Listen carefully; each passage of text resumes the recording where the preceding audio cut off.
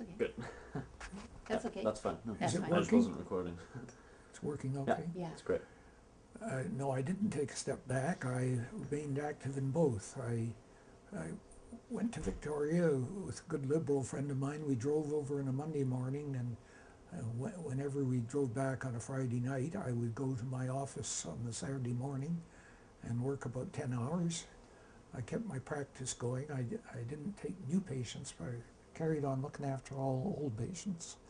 And I was part of a group, so it was work. The group I was in had about 20 medical people, so I could pass stuff over to people. If there were urgent things during the week, I could take phone calls in Victoria. But you were no longer at the Burnaby Centre by that No. point. You No. had shifted to Kitsilano area. Yeah, I joined this group called the Western Institute of Living, based on the Menninger Foundation in the States. 3 of our founding members were doctors who weren't interested in psychoanalysis. They wanted the modern psychiatry. And that's where they got it. They went to the States, to the Menninger, and we set up in the Fairmont building. We had about 6 psychiatrists first. Bill Brown, whose wife, Rosemary Brown, took my place in the legislature. Same seat, but after me. But Bill was a founding member, and it grew exponentially from there. And we had a downtown building that we owned right next to the Marine building, 3-story building, overlooking the waterfront, but it was too downtownish. We didn't like it, so we moved our group to Kitsilano at U and Broadway. Right. And a 2-story building there was taken over. It was a combination of offices and stores. We remodeled it so that we had all these GPs, group therapy rooms. We had our own private setup, basically. And so did you work in collaboration with community mental health services? No, we were totally independent, but we actually took cases from them or talked to them or whatever. But no, we were totally independent, and all the money came out of the MSP, Right. the cash flow. Right, right. So, but is that in your mind then? I'm trying to understand, I'm trying to place that. This in was the another history. step in psychiatry, was to have people interacting with different disciplines in the private sector. Yes, so this is another piece of deinstitutionalization or care in the Yes, it community. is. So what were the other Because disciplines? it's very hard for people in psychiatry to practice alone. Because to go away on a holiday with people that are, possibly going to kill themselves, you got to have somebody readily available.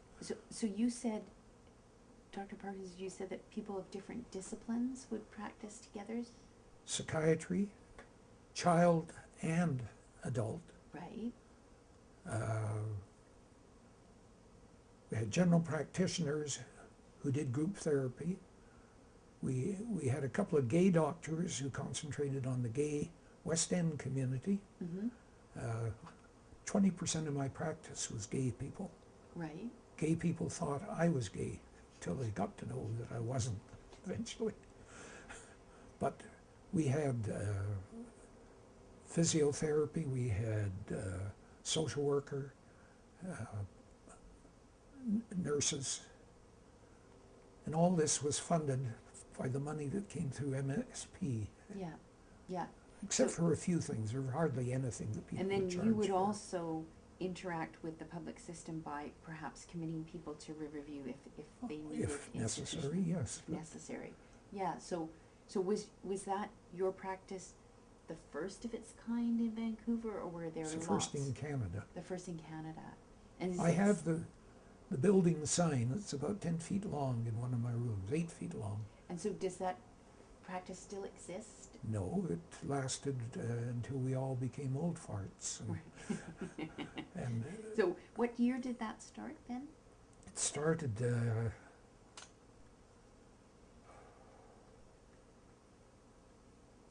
well, 1960, is when I got my psychiatric degree. Mm-hmm. And I immediately joined the group that was based in Fairmont that was starting this group. Right. There were 3 people there, including Bill Brown. And so we ended up, with me, there were 6. And then we started to get too big for this Fairmont. You couldn't get the space you wanted. That's when we started looking for somewhere to build, but we finally rented downtown a big building. Then we moved to Kitsilano and put the building there at Broadway and U, which is now high-rises. Like everything. But right around the corner from us was the overnight care place for the group that you first brought up, The Mental Patients Association. MPA, and near 4th Avenue and I think it was also very close to you, was their office structure. And maybe their drop-in, was there a drop-in? Their drop-in, yeah, that was So- right near 4th Avenue. So what was your impression of the MPA then? Because then you would see them in the neighborhood. Well, we saw them as contrarians, contrary to whatever existed. If you said yes, they'd say no. If you said 1, they'd say 2. Or, that's a word I would use, contrarians, because it was the hippie carryover. Right. I was involved with the hippies because as the MLA, I got all the crap that was going on in Kitsilano Yeah, on my because it was back. a real hippie. I was trying to balance all this and be friends with everybody, hippies included. So So you saw them as contrary. Did you see it as useful? some of it, yes, but not all of it. What piece of it was useful, or what bits of it were useful? Well, it was to people's own choice. Right. Unfortunately, the neighborhoods were disturbed. Now, I have children, and I think 2 of them had places in that part of Kitsilano at that time. And I was always hearing from every patient of mine about the crazy Kitsilano rental housing of people disturbed, you know. Mm-hmm. And MPA attracted the disturbers, not just contrarians, but people who actually did things, you know, disrobing, marches, whatever. Mm-hmm. Mm-hmm. Just like at the SFU revolution. Same idea. Using the group for what are political purposes. Mm-hmm. Mostly politics is supposed to be what is possible, but this was not political parties or what is possible. This was running the public view yourself. Right, right. I was just reading the SFU Revolution book. Did you ever read that book? I have not yet read that, no. I just finished rereading it because of you coming, and I was just reading about the crazy characters that were up at SFU. Some of them I knew well, but Mm-hmm. some of them were from down in Kits. The things intermingled. I think you're quite SFU right. started in '65, Mm-hmm. and it was perfectly normal university for the first 2 semesters, and then suddenly it changed. And what this book tells you is how everybody's hair started to grow. It went from short to long, long hair, and this is men and women. The demonstrations crept out of SFU. They were at Templeton High School, the very first one that got the people in trouble at PSA on campus. Started at Templeton High in East Vancouver. So the hippie scene was not just in Kits, it's working its way up the mountain. So did you think the MPA people were hippies? An awful lot of them were. Right, right. They were Yeah. in the heart of hippie land. Mm-hmm, mm-hmm, mm-hmm. And they, How and would you describe them from what you know of them? I don't know. I just think it's, well, I wonder if that's what people in the neighborhood thought, but then that was sort of what Kits was about in those days. But I think that they were associated with probably people who were attracted to the MPA were also attracted to other, you know, counterculture movement stuff, feminism, you know. Yeah.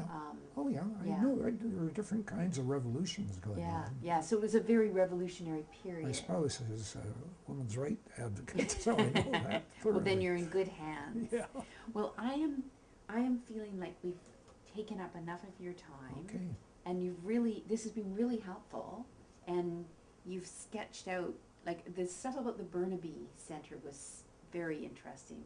And because you started at Essendale, and then went to Burnaby, and then went into a totally different kind of practice, that's really interesting. We not only went to Burnaby, we were part of the planning. Yeah. Dr. McNair took us in tow, and then the two of us that were not yet psychiatrists, we were just a year away, he included us in the planning, so we went to where we planned. And all worked out because everybody got involved, including the caretaker and the janitor. Yeah, that's great. Okay, so I think that's good. Okay. Thank you so much. If you think I talk, you perfect can talk too. Yeah, well, we're gonna get And he's him an formed. Englishman who arrived here for the hippie revolution. He didn't know what he was getting into. And he was the first person to run the center, a mental health center, other than Burnaby. Vancouver's very first. Well, I think I really appreciate you connecting me with him, because the two of you Because he'll be able to together- give you the sense of the people yeah, better but than me. the two All of I you heard together. was all the yakking of the people that live there, the Mhm. complaints from patients, Mhm. from family, Yeah, yeah, and what I could see on the roads, you know, people, yeah. I think like any group, it was mixed, you know? Some good stuff happened, probably some pretty messy stuff happened. I got it all written down. I now know the name of what ended up in the east side, so I didn't know that before. They're still functioning, eh? Yes, they are. They've got an office on Powell Street. And have that, you seen their publication that they had in the In a beginning, nutsh- in a nutshell? in a Yeah. nutshell, is still. He can talk to you about all that stuff. Well, that's how I found. Well, the wrong phone number, it happened because we were in the middle of a crowd of several hundred doctors and psychiatrists, and he just wrote a number down and I misread it. It was my fault, not his. Oh, okay, okay. R. Parkinson.